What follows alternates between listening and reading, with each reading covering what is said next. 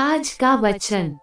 पहला पाठ विधि विवरण ग्रंथ अध्याय 4 पद संख्या 1 और 5 से 9। इस्राएलियों, मैं जिन नियमों तथा आदेशों की शिक्षा तुम लोगों को आज दे रहा हूँ, उन पर ध्यान दो और उनका पालन करो, जिससे तुम जीवित रह सको और उस देश में प्रवेश कर उसे अपने अधिकार में कर सको, जिसे प्रभु तुम्हारे पूर्वजों का ईश्वर तुम लोगों को देने वाला है। देखो, मैं अपने प्रभु ईश्वर के आदेश के अनुसार तुम लोगों को नियमों तथा आदेशों की शिक्षा दे चुका हूँ। तुम जो देश अपने अधिकार में करने जा रहे हो, वहाँ उनके अनुसार आचरण करो, उनका अक्षरशः पालन करो, और इस तरह तुम अन्य राष्ट्रों की दृष्टि में समझदार और बुद्धिमान समझे जाओगे। जब वे उन सब आदेशों की चर्चा सुनेंगे तो बोल उठेंगे, उस महान राष्ट्र के समान समझदार तथा बुद्धिमान और कोई राष्ट्र नहीं है, क्योंकि ऐसा महान राष्ट्र कहाँ है जिसके देवता उसके इतने निकट हैं, जितना हमारा प्रभु ईश्वर हमारे निकट तब होता है जब जब हम उसकी दुहाई देते हैं।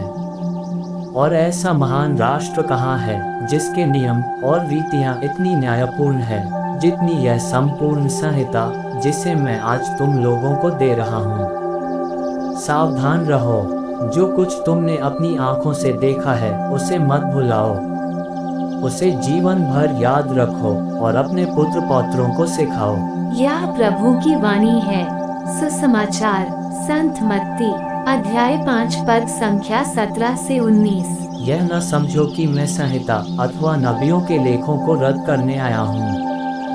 उन्हें रद्द करने नहीं, बल्कि पूरा करने आया हूँ। मैं तुम लोगों से यह कहता हूँ, आकाश और पृथ्वी भले ही टल जाएं, किंतु संहिता की एक मात्रा अथवा एक बिंदु भी पूरा हुए बिना नहीं टलेगा। इसलिए जो उन छोटी सी छोटी आज्ञाओं में एक को भी भंग करता और दूसरों को ऐसा करना सिखाता है, वह स्वर्ग राज्य में छोटा समझा जाएगा।